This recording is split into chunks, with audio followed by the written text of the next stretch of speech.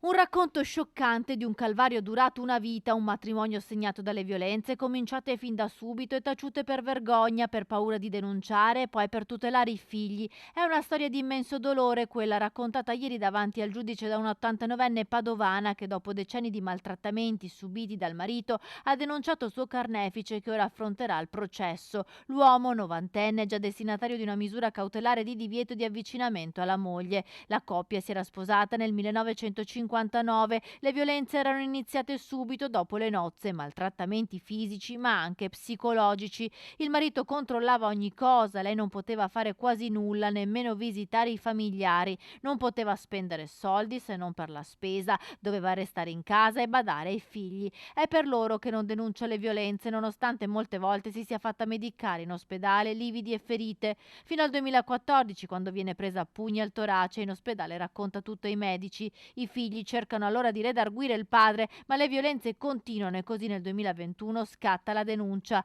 Ora il processo, nei prossimi giorni è prevista la sentenza.